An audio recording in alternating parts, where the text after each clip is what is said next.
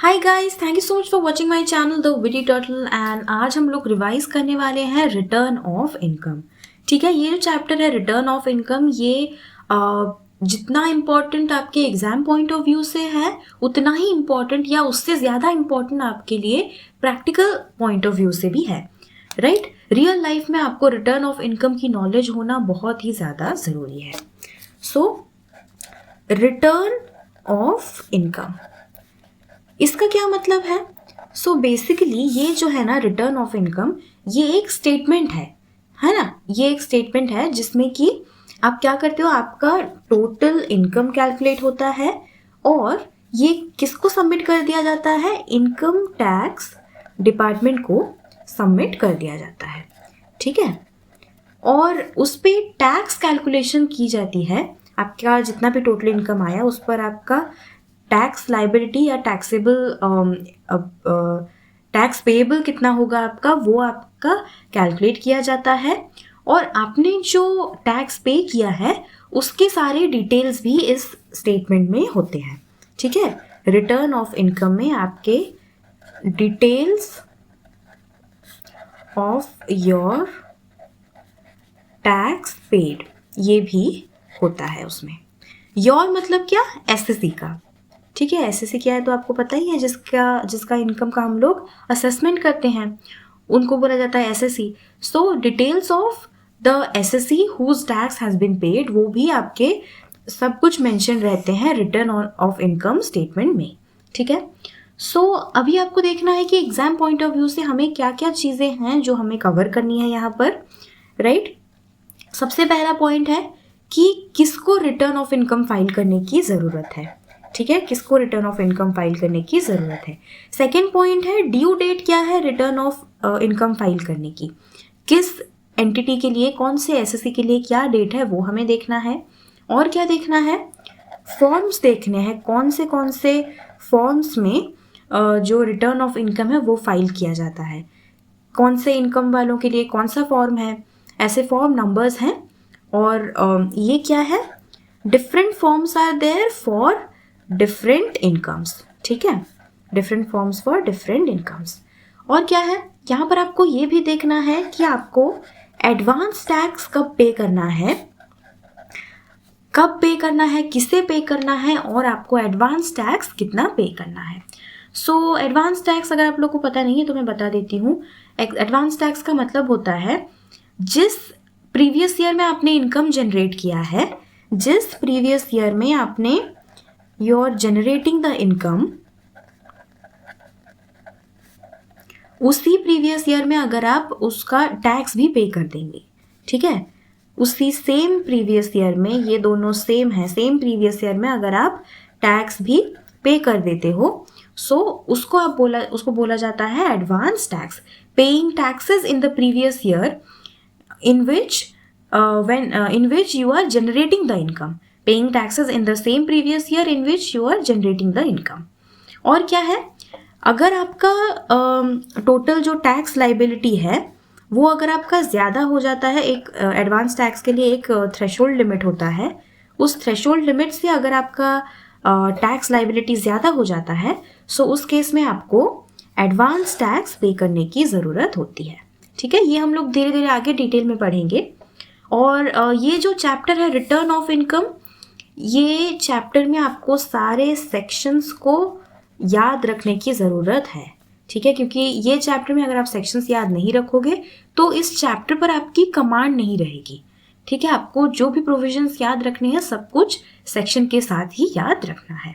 ठीक है, return of income सबसे पहले हम लोग देखेंगे according to section 139 clause 1, statutory और mandatory return of income filing. मतलब किस किस के लिए रिटर्न ऑफ इनकम फाइल करना मैंडेटरी है और बाकी किसके लिए कौन सा एक्टिविटी, कौन सा ट्रांजैक्शन करने पर रिटर्न ऑफ इनकम फाइल करना मैंडेटरी है, ये हम लोग देखेंगे। फर्स्ट आता है फॉर कंपनी एंड फर्म्स। आपका इनकम चाहे जितना भी हो, अगर आप लॉस में भी चल रहे हो तब भी आपको रिटर्न फाइल करना मैंडेटरी है। ठीक है, और क्या है? कंपनी एंड फर्म के अलावा बाकी जितने भी आपके एंटिटीज़ हैं उन सब के लिए अगर उनका taxable income before deduction under chapter 6A, ठीक है, टैक्सेबल इनकम बिफोर डिडक्शन और अंडर चैप्टर 6A, यानी कि आपका gross total income and capital gain exemption under section 54, 54B, 54EC, 54F, 54GA and 54GB, यानी कि इसको हम लोग बोलेंगे 54 एंड ऑल, ठीक है, 54 एंड उसके भाई बहन।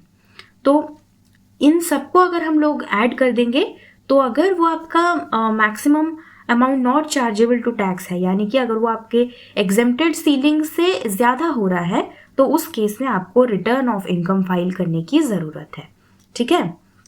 इसको थोड़ा आसान भाषा में हम लोग समझते हैं। ये बोल रहा है कि अदर्स के लिए अगर आपका GTI प्लस आपका जो भी सेक्शन 54 और उसके भाई बहन है वो सारे एग्जेम्पशन को अगर आप ऐड कर देते हो और वो एडिशन अगर आपका जो भी एग्जेम्पशन लिमिट है 2.5 लाख, 3 लाख, 5 लाख उससे ज़्यादा हो रहा है, so in that case you are required to file return of income, ठीक है। ये देखो ग्रॉस टोटल इनकम, एक एग्जांपल देख रहे हैं, ग्रॉस टोटल इनकम 3 लाख है, आपका deduction under chapter 6A 1 lakh है और कैपिटल गेन में एग्जेम्पशन कुछ भी नहीं है। तो अब आप मुझे ये सोचकर बताओ कि इस वाले केस में रिटर्न ऑफ इनकम फाइल करने की ज़रूरत है या नहीं, मैंडेटरी है या नहीं। हमें क्या देखना है, हमें अज्यूम करना है ये एक रेसिडेंट है और उनकी एज जो है वो लेस देन 60 है। तो इस केस में इनके लिए एग्जेम्प्टेड सीलिंग क्या है, 2.5 लाख रुपए, है ना। और हमें क्या चेक करना है, GTI प्लस CG एग्जेम्पशंस, इन सबको मिलाकर क्या ये 2.5 लाख से कम हो रहा है। आंसर इज नो, 3 लाख हो रहा है। सो इसीलिए as it is more than exempted ceiling, hence the SSC has to file return of income, ठीक है। एक थोड़ा बहुत और क्वेश्चंस करते हैं हम लोग। लेट्स से एज है उस SSC का 30 years, उनका ग्रॉस टोटल इनकम है 4 lakhs और डिडक्शन है उनका 1.5 lakhs और एग्जेम्पशन है 54 सेक्शन वाले एग्जेम्पशन में कुछ भी नहीं है। तो क्या उन्हें रिटर्न ऑफ इनकम फाइल करने की ज़रूरत है? सोचो, 4 lakhs प्लस 0, ऑब्वियसली ज़्यादा है उनका टैक्सेबल इनकम, 2.5 लाख से ज़्यादा है, तो उनको रिटर्न ऑफ इनकम फाइल करने की ज़रूरत है। अब मुझे ये बताओ इनको टैक्स कितना पे करना पड़ेगा? यहाँ पर उन्हें टैक्स पे करने की ज़रूरत बिल्कुल नहीं है। ऐसा क्यों है? क्योंकि ग्रॉस टोटल इनकम जितना भी है उससे हम लोग माइनस तो करते ही हैं हमारा चैप्टर 6A वाला डिडक्शंस माइनस करने पर कितना हो जाएगा, उनका टैक्सेबल इनकम आ जाएगा 2.5 लाख, तो इसीलिए उन्हें टैक्स पे करने की ज़रूरत नहीं है, राइट। एक और एग्जांपल देखते हैं हम लोग यहाँ पर। लेट्स से जो SSC है उनकी एज है 62 years और ग्रॉस टोटल इनकम कितना है, 2 lakhs है और उनको कोई डिडक्शन नहीं मिल रहा है 6A के अंडर में, और उन्हें जो सेक्शन 54 में कैपिटल गेन का एग्जम्पशन है वो कितना मिल रहा है, वो मिल रहा है 1 लाख रुपीज़। सो अब आप मुझे ये बताओ रिटर्न आपको उनको फाइल करने की ज़रूरत है या नहीं। इनका जो GTI प्लस एग्जेम्पशन मिलके कितना हो रहा है, 3 lakhs हो रहा है। इनकी एज है 62, इनके लिए एग्जेम्पशन सीलिंग क्या है, इनके लिए एग्जेम्पशन सीलिंग है 3 लाख रुपए, 3 लाख रुपए, और इनका GTI प्लस एग्जेम्पशन भी 3 लाख हो रहा है। लॉ क्या बोलता है, it has to be greater than your exempted ceiling, क्योंकि यहाँ पे it is not more than exemption ceiling, 3 lakhs equals to 3 lakhs, इसीलिए यहाँ पर इनको रिटर्न ऑफ इनकम फाइल करने की ज़रूरत नहीं है एंड टैक्स तो ऑब्वियसली पे नहीं करना है ना। अब एक और एग्जांपल देखते हैं। जो SSC है उनकी एज है 85 years, ग्रॉस टोटल इनकम है 5 lakhs, डिडक्शन उनको मिल रहा है 1 lakh rupees, exemption capital gain का मिल रहा है 60,000। तो अब आप मुझे बताओ रिटर्न फाइल करना मैंडेटरी है या नहीं। इनके लिए हम लोग चेक करते हैं, इनका GTI प्लस एग्जेम्पशन मिलकर कितना हो रहा है, 5,60,000। 85 एज है, यानी कि he comes under very senior citizen, he is an very senior citizen. तो उनके लिए एग्जेम्पशन सीलिंग क्या है, 5 लाख है, राइट, 5 लाख है। तो इसीलिए, और इनका ये मिलाकर 5 लाख से ज़्यादा हो रहा है, तो इनको रिटर्न ऑफ इनकम फाइल करना मैंडेटरी बन जाता है। टैक्स कितना पे करना पड़ेगा, टैक्स उनको कितना पे करना पड़ेगा, ग्रॉस टोटल इनकम में ये सारे एग्जेम्पशंस तो मिले हुए हैं, right. So gross total income से आपको बस चैप्टर 6A वाला डिडक्शन को माइनस करना है और जितना बचेगा उस पर आपको टैक्स देना है। 5 लाख माइनस 1 लाख कितना हो जाएगा? 4 लाख। इनके लिए एग्जेम्प्टेड सीलिंग कितना है? 5 लाख है। सो इनको टैक्स पे करने की ज़रूरत नहीं है, ठीक है। एक और एग्जाम्पल देखते हैं हम लोग यहाँ पर। A firm who has loss of 5 lakhs, is it mandatory to file return of income? एक फर्म है जिनको लॉस हो रहा है, क्या उनको रिटर्न ऑफ इनकम फाइल करने की ज़रूरत है? येस, ऑब्वियसली, क्योंकि अभी अभी हम लोगों ने पढ़ा था कि फर्म्स एंड कंपनीज के लिए रिटर्न ऑफ इनकम फाइल करना मैंडेटरी है, ठीक है। एक इंडिविजुअल है जिनका लॉस हो रहा है 2 लाख रुपए, ठीक है, क्या उनको रिटर्न ऑफ इनकम फाइल करने की ज़रूरत है? उनको मैंडेटरी नहीं है, वो चाहे तो फाइल कर सकते हैं अगर उनको लॉस कैरी फॉरवर्ड करना है, लेकिन अगर लॉस कैरी फॉरवर्ड नहीं कराना है तो उनके लिए मैंडेटरी नहीं है, राइट। नेक्स्ट प्रोविजन देखते हैं और क्या क्या है यहाँ पर। नेक्स्ट बोला जा रहा है इंडिविजुअल हु डिपॉजिटेड ₹1 crore और more in current account during that previous year. अगर कोई आदमी जो कि ये क्लेम कर रहा है कि उनका total income less than 2.5 lakhs है, लेकिन वो अपने करंट अकाउंट में 1 crore से ज़्यादा डिपॉजिट कर रहे हैं, तो ऑब्वियसली ये तो डाउटफुल चीज़ है ना। वो कोई एक इंसान बोल रहा है मेरा इनकम 2.5 लाख से कम है, लेकिन वो 1 crore रुपए अपने अकाउंट में जमा कर रहे हैं, तो इसीलिए ऐसे केस में गवर्नमेंट क्या बोलती है, लॉ क्या बोलती है कि आपको अपना रिटर्न ऑफ इनकम हमारे पास फर्निश करना ज़रूरी है, ठीक है। नेक्स्ट पॉइंट है individual who incurred expenditure of ₹2 lakhs और मोर ऑन फॉरेन ट्रैवल। अगर एक आदमी है जो कि अपने फॉरेन ट्रैवल पर 2 लाख से ज़्यादा खर्चे कर रहा है, ठीक है, ऑब्वियस सी बात है जिस इंसान का total income less than 2.5 lakh है वो तो 2 लाख खर्चा नहीं करेगा अपने फॉरेन ट्रैवल पर। इसीलिए गवर्नमेंट बोल रही है कि अगर ऐसा सिचुएशन है तो आपको हमें अपना रिटर्न ऑफ इनकम हमारे पास जमा करना पड़ेगा। नेक्स्ट है individual who incurred expenditure of ₹1 lakh और मोर ऑन इलेक्ट्रिसिटी कंजम्पशन। कोई भी आदमी जो 1 लाख और मोर अपने इलेक्ट्रिसिटी पर खर्चा कर रहा है, जाहिर सी बात है उनका जो टोटल इनकम है वो 2.5 लाख से कम तो नहीं है, इसीलिए उन्हें भी रिटर्न ऑफ इनकम अपना जमा करने की ज़रूरत है। नेक्स्ट बोल रहा है एनी रेसिडेंट, ठीक है, एनी ये रेसिडेंट है, who is otherwise not required to furnish return of income.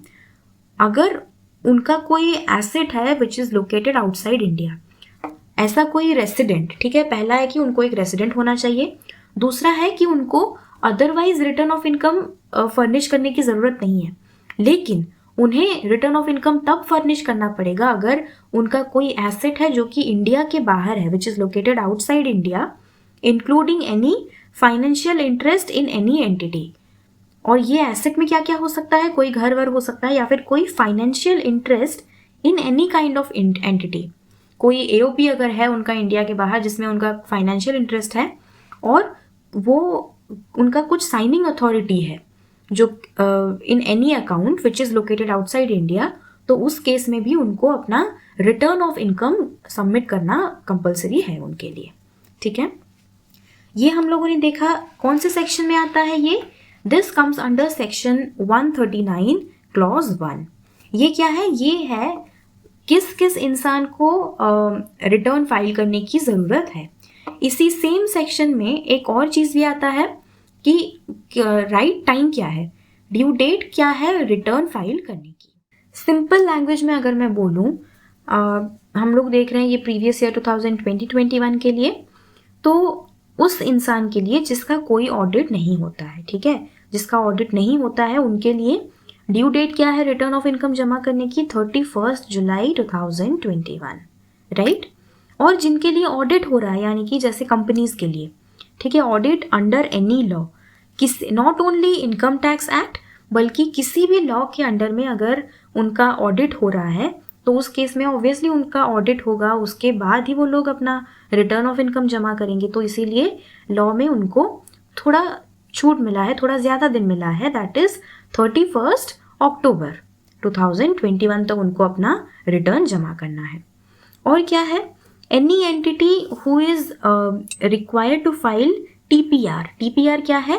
Transfer pricing report under section 92E pertaining to any international transaction.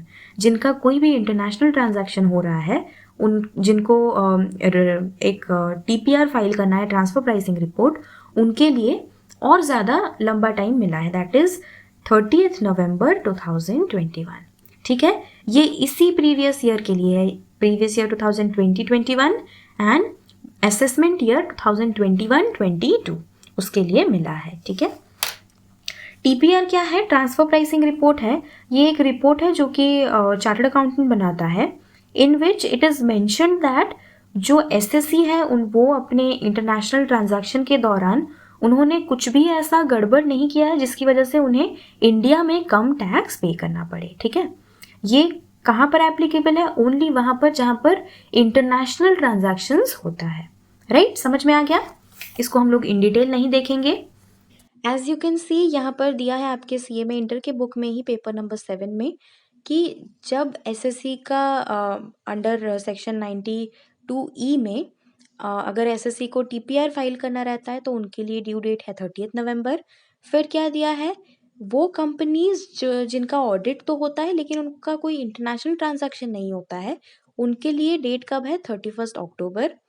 फिर दिया है हर वो एंटिटी, हर वो एसएससी जिनके अकाउंट्स का ऑडिट होना बाकी है अंडर एनी लॉ, उनके लिए भी डेट है 31 अक्टूबर। और क्या है?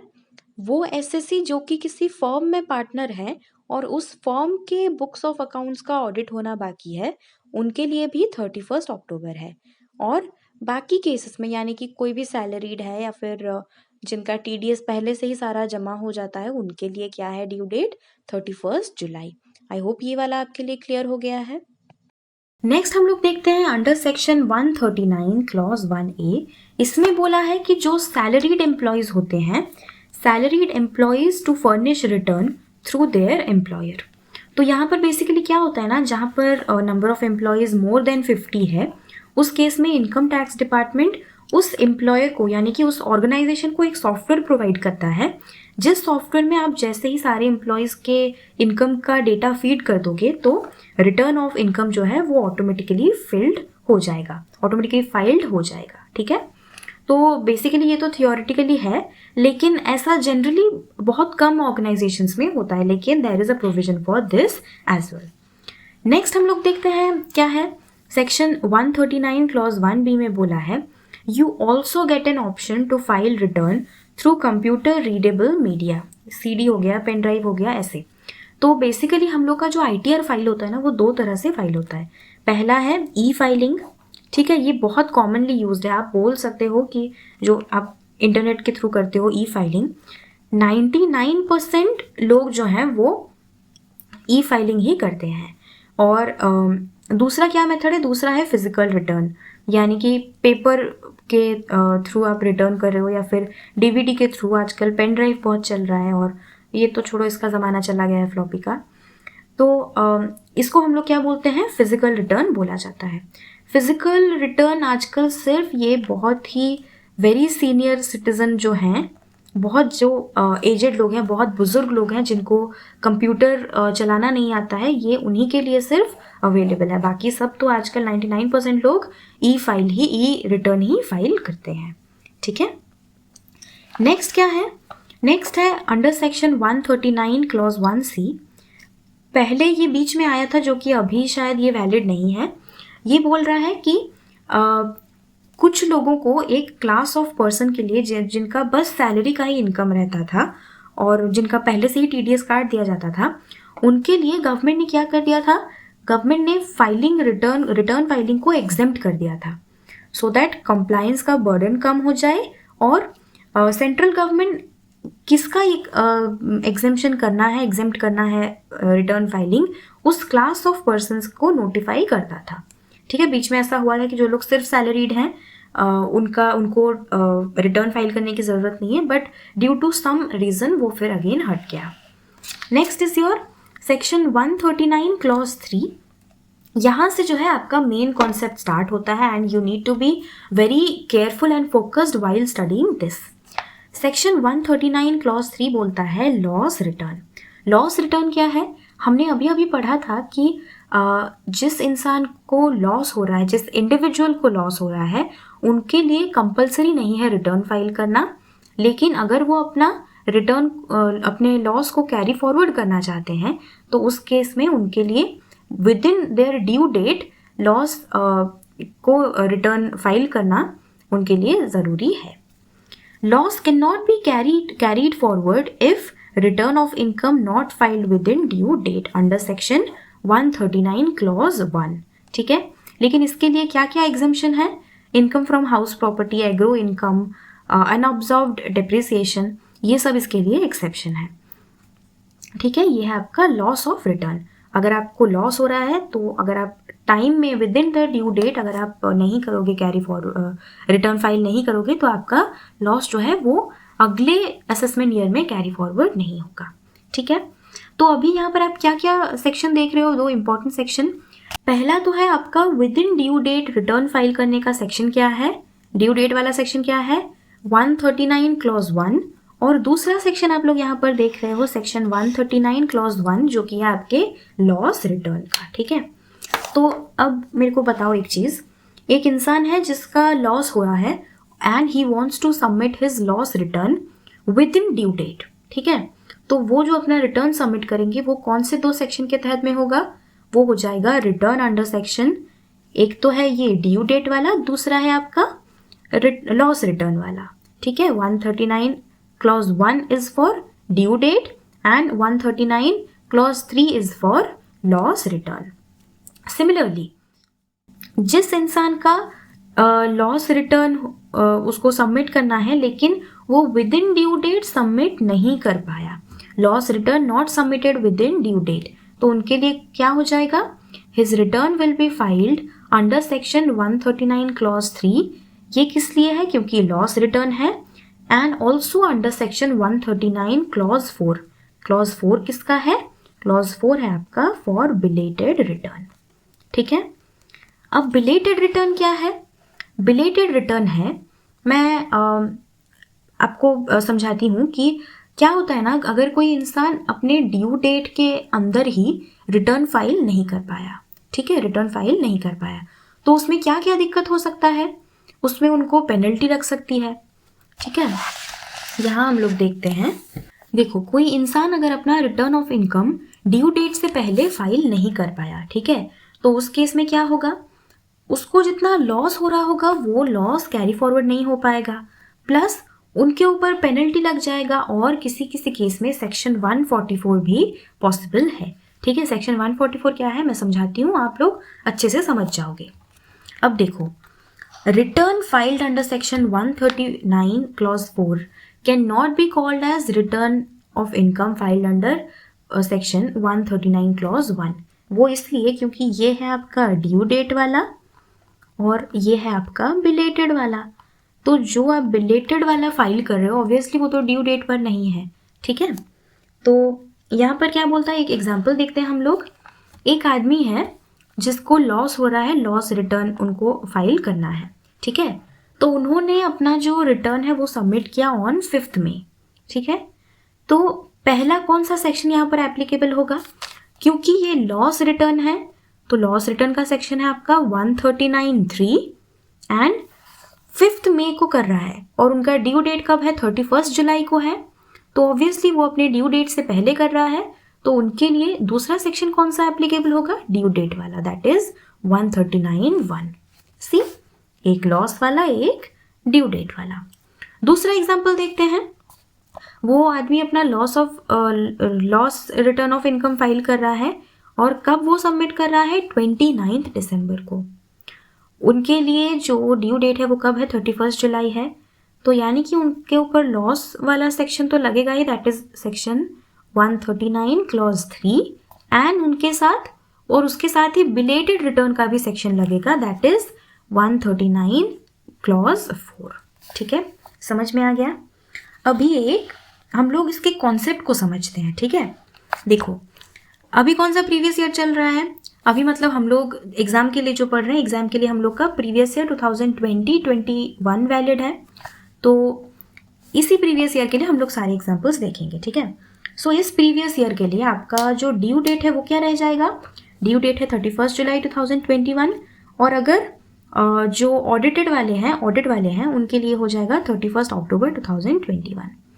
और अगर उनको बिलेटेड रिटर्न जमा करना है तो अभी हम लोग लॉ देखते हैं इसका, अब आप पढ़ेंगे तो समझ में आएगा। लॉ बोल रहा है अगर बिलेटेड रिटर्न सबमिट करना है तो उस केस में आप ये कब तक जमा कर सकते हो, by the end of assessment year. Assessment year कब एंड होता है आपका, 31 मार्च 2022, और बिफोर कंप्लीशन ऑफ असेसमेंट, दोनों में से जो भी अर्लियर आएगा उसके अंदर आपको क्या करना है, आपका बिलेटेड रिटर्न जमा करना है। ठीक है, अब हम लोग समझते हैं ये कंप्लीशन ऑफ असेसमेंट क्या है। देखो, एक एसएससी है जिन्होंने अपना रिटर्न सबमिट नहीं किया है बाय द ड्यू डेट जो भी था 31 जुलाई था, उसके अंदर ही अंदर उन्होंने अपना जो रिटर्न ऑफ इनकम है वो सबमिट नहीं किया है। तो ऐसे केस में क्या होता है ना, दो केसेस बनते हैं। पहला केस क्या है, या तो वो लोग प्यार से, इनकम टैक्स डिपार्टमेंट जो है वो प्यार से उनको बोलेगा, एक नोटिस देगा उनको under section 142 clause 1 sub clause आई, इसके अंडर उनको एक नोटिस देगा और नोटिस में उनको बोलेगा कि आप सबमिट करो अपना return within a period of 30 days. आप 30 दिन के अंदर अपना रिटर्न सबमिट जैसे भी करके करो। ठीक है, और दूसरा जो पॉइंट है, दूसरा पॉइंट क्या है, दूसरा केस हो सकता है वो लोग उनको एक नोटिस नहीं देंगे, वो लोग directly show cause notice issue करेंगे उनके लिए, which is under section 144। Show cause notice क्या है कि आप you show me the cause कि आपने क्यों अभी तक रिटर्न ऑफ इनकम जमा नहीं किया है। और शो कॉज नोटिस जब होता है तब क्या किया जाता है, बेस्ट जजमेंट असेसमेंट किया जाता है अंडर सेक्शन 144। और यहाँ पर देखते हैं कि अगर उन्होंने अपना रिटर्न, उनको 30 दिन का मोहलत मिला, 30 दिन के अंदर ही अगर उन्होंने अगेन अपना रिटर्न सबमिट नहीं किया है, अगर सबमिट कर दिया तो क्या होगा, उनका रिटर्न जो है वो फाइल हो जाएगा अंडर सेक्शन 142 क्लॉज 1 फाइल हो जाएगा। ठीक है, यहाँ पर काम खत्म हो गया, सब लोग यहाँ पर खुश हो गए।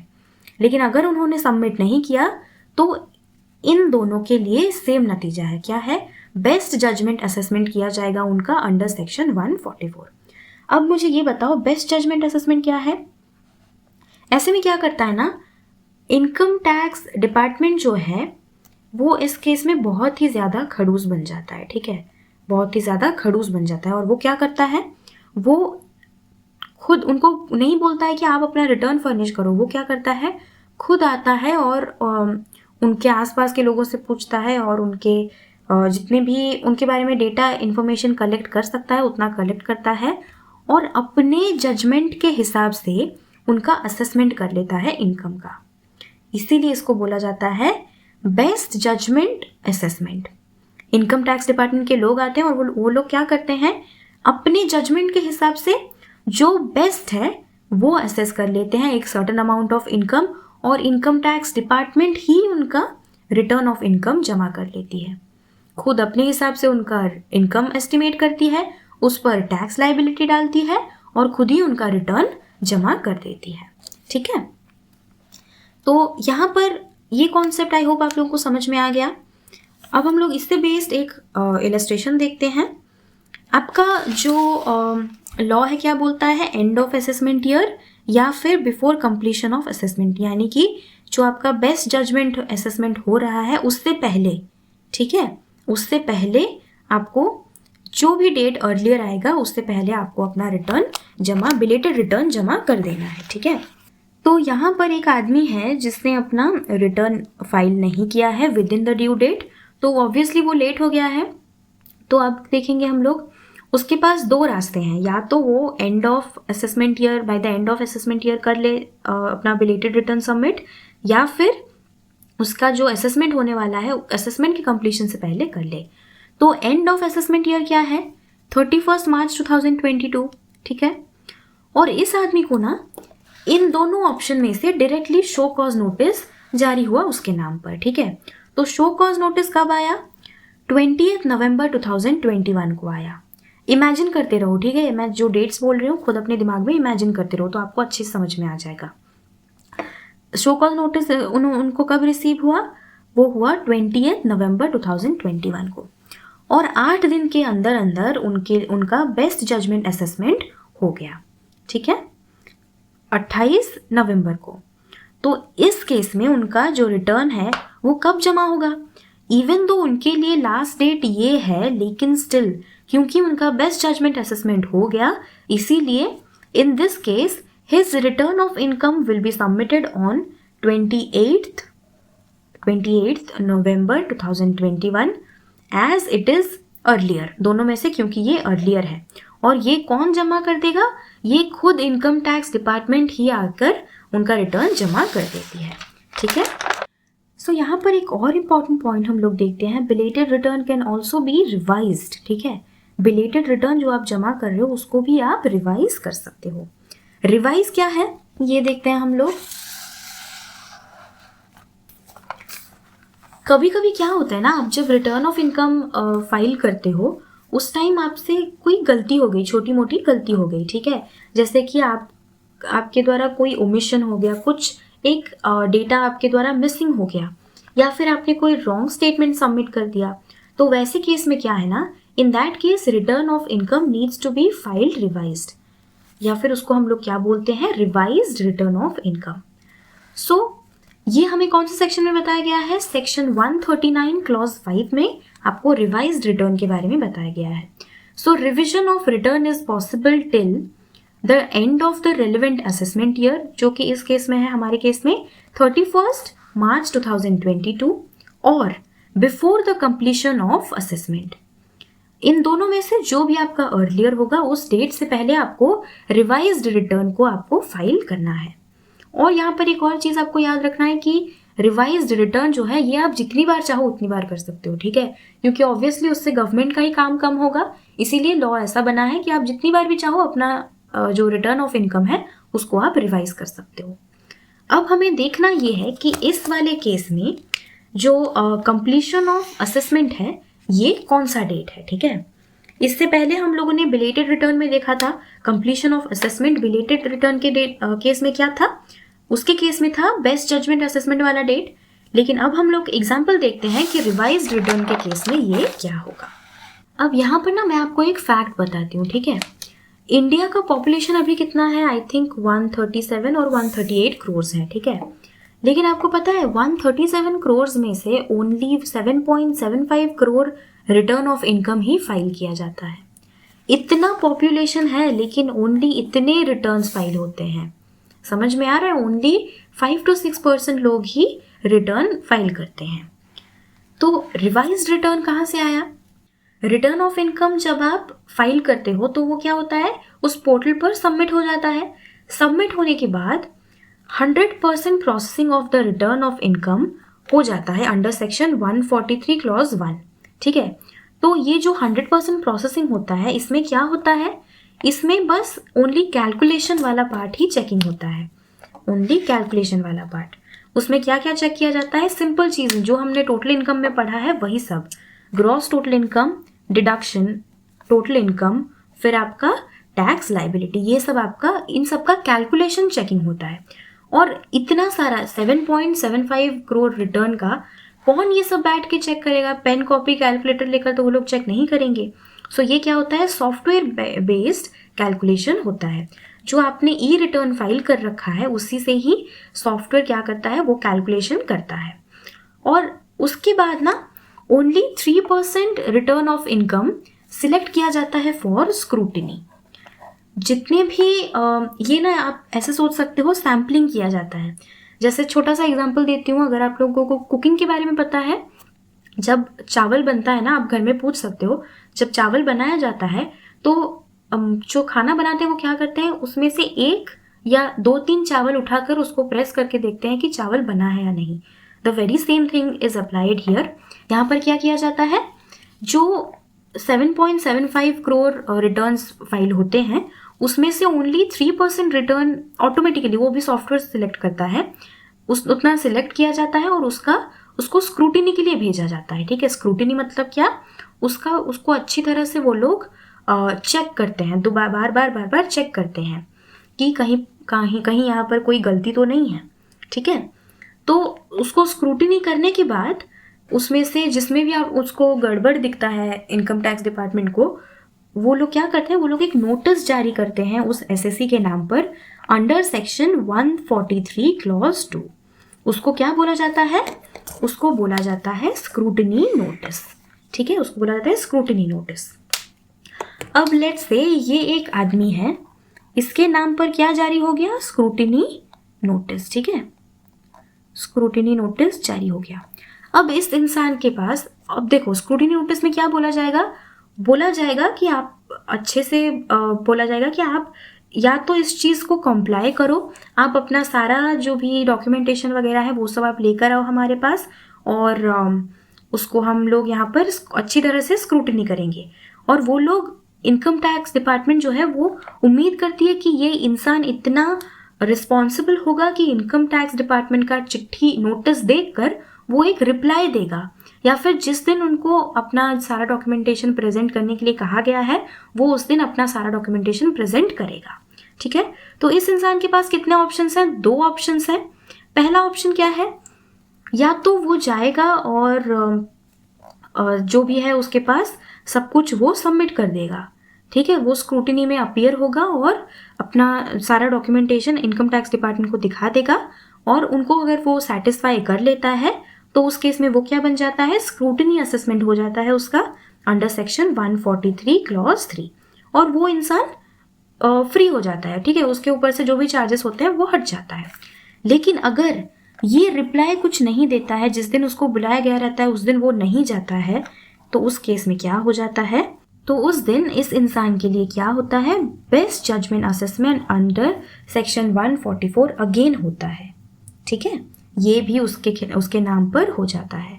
और गवर्नमेंट क्या करती है, यानी कि इनकम टैक्स डिपार्टमेंट क्या करती है, वो अपने आदमियों को भेजती है, इसका बेस्ट जजमेंट असेसमेंट किया जाता है, एक असेस्ड इनकम निकाला जाता है, उसमें से टैक्स लायबिलिटी जितना होगा उतना उसको पे करना पड़ता है ना।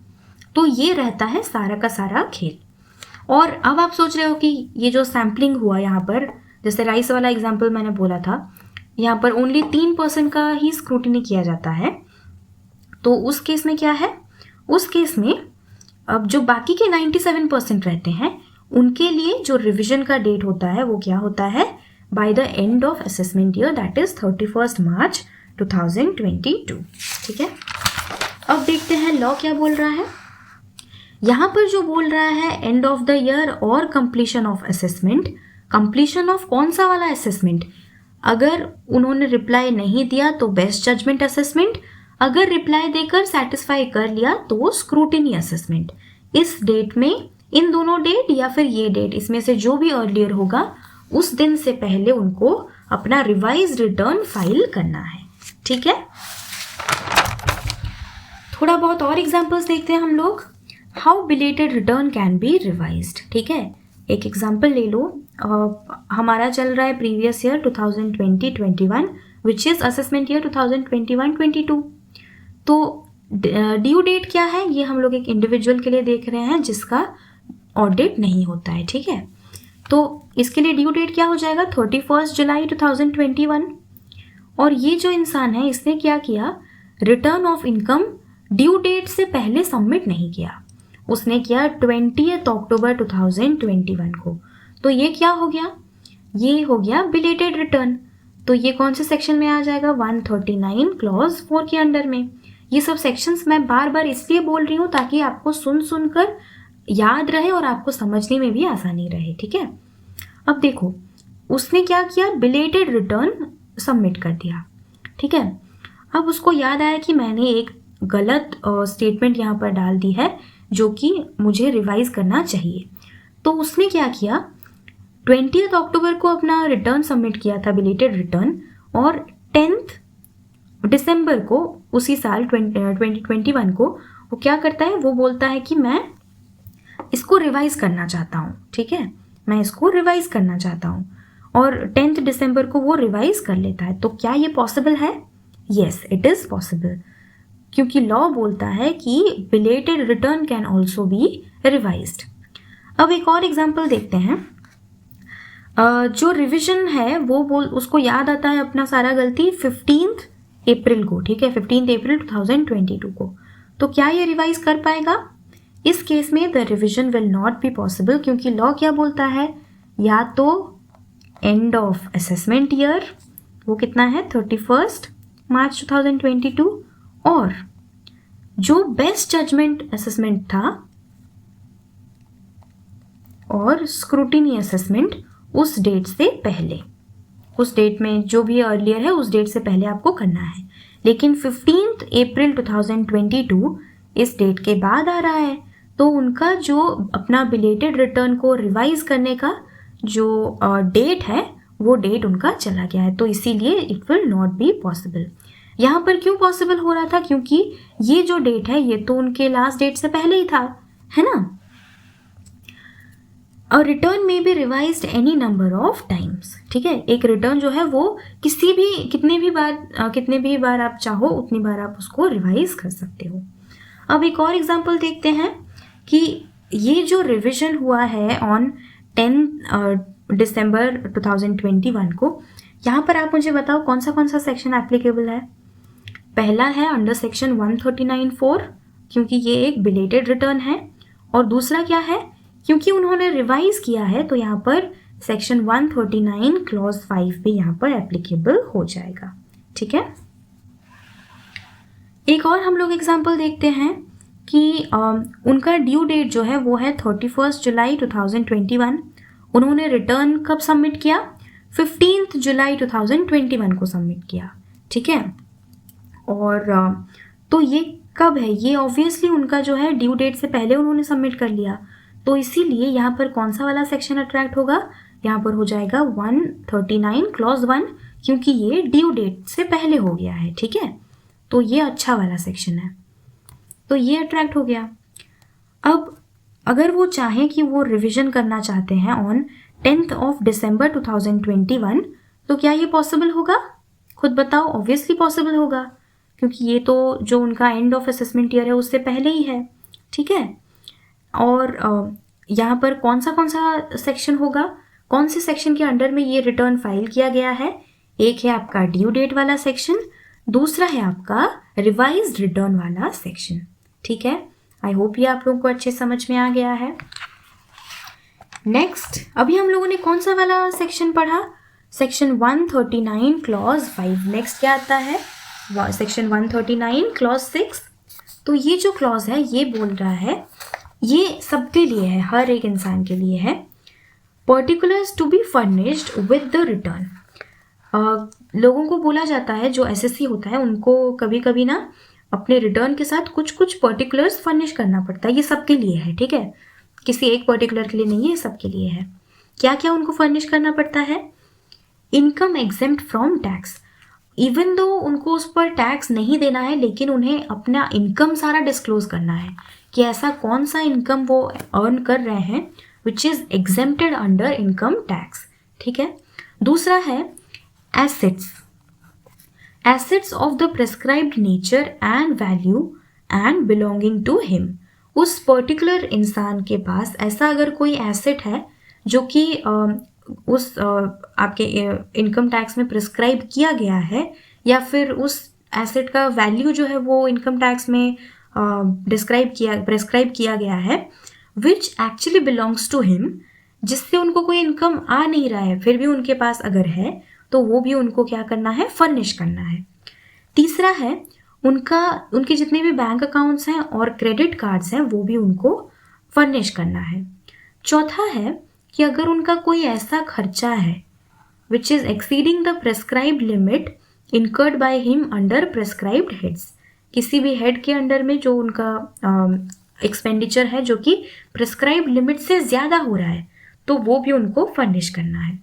पांचवा चीज़ क्या है, such other outgoing as may be prescribed. अगर ऐसा कोई भी आउट गोइंग मतलब आपके पॉकेट से पैसा जा रहा है, ठीक है, पैसा अगर जा रहा है तो उस केस में ऐसा कोई भी अगर चीज़ है जिससे उनके हाथों से पैसे जा रहे हैं, तो जो कि प्रेस्क्राइब किया गया है इनकम टैक्स में, तो वो भी यहाँ पर मेंशन करना पड़ेगा, उनको फर्निश करना पड़ेगा। फिर नेक्स्ट हम लोग का सेक्शन आता है 139(6)(a। ये जो है ना, ये आपके CMA के बुक में नहीं है, CMA बुक में नहीं है, तो इसीलिए ये मैं आपको नहीं बता रही हूँ। अगर आप आपकी बुक में अगर दिया है, आप इसको रिवाइज करना चाहते हो, आप अपना बुक रेफर कर सकते हो। सो नेक्स्ट हम लोग क्या पढ़ने वाले हैं, सेक्शन 139 क्लॉज 9, और ये सेक्शन में आपको बताता है what is defective return. Defective return में बोल रहा है it shall be deemed that return of income is not filed. इसका मतलब है कि ऐसा माना जाता है कि आपने रिटर्न ऑफ इनकम जमा ही नहीं की है। तो यहाँ पर सबसे पहले देखते हैं कि डिफेक्टिव रिटर्न होता क्या है, पहले समझ लेते हैं, उसके बाद ये पढ़ेंगे तो अच्छे से क्लियर हो जाएगा। सो रिटर्न ऑफ इनकम जब आप जमा करते हो ना, आप तुरंत सबसे पहले रिटर्न ऑफ इनकम जमा नहीं करते हो। सबसे पहले क्या कैलकुलेट करते हो, आप सबसे पहले अपना टैक्स लाइबिलिटी कैलकुलेट करते हो, खुद कैलकुलेट करते हो। जितना आ रहा है उतना आप सबसे पहले क्या करते हो, उतना आप जमा कर देते हो, ठीक है, उतना आप डिपॉजिट कर देते हो। डिपॉजिट करने के बाद आपको क्या करना पड़ता है, रिटर्न ऑफ इनकम अपना जमा करना पड़ता है, ठीक है। रिटर्न जमा करने से पहले जितनी आपकी टैक्स लाइबिलिटी आ रही है उतना आप जमा कर देंगे, और उसके बाद आप रिटर्न ऑफ इनकम जमा करेंगे। लेट्स से मेरा टैक्स लाइबिलिटी आ रहा है 1,02,456 रुपीज़, ठीक है, इतना आ रहा है मेरा tax liability. So first I will have to pay this amount, ठीक है, first I will have to pay this amount of tax, और फिर मुझे रिटर्न सबमिट करना है। ऐसा क्यों करते हैं, क्योंकि जो मैं रिटर्न सबमिट करूँगी वहाँ पर मुझे क्या क्या मेंशन करना पड़ता है, इसके साथ मुझे वहाँ पर ये मेंशन करना पड़ता है कि यस मैंने टैक्स जमा कर दिया है, और उसके साथ साथ ही मेरे टैक्स से रिलेटेड जो भी डिटेल्स हैं, ठीक है, जो भी डिटेल्स हैं वो सब भी मुझे वहाँ पर मेंशन करना पड़ता है। तो अगर आप टैक्स जमा किए बिना रिटर्न फाइल कर देते हो तो उसको बोला जाता है डिफेक्टिव रिटर्न। प्रोसेस क्या है, पहले आप टैक्स को जमा करो, उसके बाद आपको रिटर्न फाइल करना है, ठीक है। लेकिन अगर आप लोगों ने यही नहीं किया है, उसके बाद अगर आप रिटर्न ऑफ इनकम फाइल कर लेते हो तो हमेशा ये मानी जाती है कि आपने रिटर्न ऑफ इनकम जमा किया ही नहीं है। This is known as what, defective return of income, ठीक है, समझ में आ गया। और जब आपका आप गलती से अगर कभी आपसे ऐसा हो गया कि आपने टैक्स जमा नहीं किया है और सीधा आपने रिटर्न फाइल कर दिया, तो इस केस में ये किसकी रिस्पॉन्सिबिलिटी होती है कि आपको पता चले, इनकम टैक्स डिपार्टमेंट की ये रिस्पॉन्सिबिलिटी होती है कि वो आपको इंटीमेट करे कि yes you have not deposited your tax amount and you have filed your return, so your return is deemed to be not filed and it is known as defective return। और ये information देने के बाद आपको 15 दिन दिया जाता है अपने इस गलती को रेक्टिफाई करने के लिए। कितना दिन दिया जाता है, 15 days are provided to you, ठीक है। आई होप ये कॉन्सेप्ट आपका क्लियर हो गया है। अब पढ़ते हैं क्या लिखा है theory. Non payment of self assessment tax. Self assessment tax क्या है, ये जो आप खुद टैक्स लाइबिलिटी आप जमा करते हो, this is known as your self assessment tax, ठीक है। नॉन पेमेंट मतलब अगर आप लोगों ने अपना टैक्स लाइबिलिटी जमा नहीं किया है, non payment of self assessment tax together with interest, ठीक है, इंटरेस्ट के साथ अगर आपने जमा नहीं किया है, which is payable in accordance with the provision of section 140A। ये हम लोग बाद में देखेंगे कौन सा सेक्शन है। इस सेक्शन के हिसाब से अगर आप लोगों ने जमा नहीं किया है by the date of furnishing the return, so it shall make the return a defective return। जिस डेट में आपको रिटर्न जमा करना है या फिर आपने रिटर्न जमा कर दिया है, उस डेट तक अगर आप लोगों ने सेल्फ असेसमेंट टैक्स को पे नहीं किया है तो उस रिटर्न को क्या माना जाएगा, डिफेक्टिव रिटर्न माना जाएगा। And department shall intimate this defect to SSE to rectify it within a span of 15 days, ठीक है। अब अच्छे से क्लियर हो गया आप लोगों को।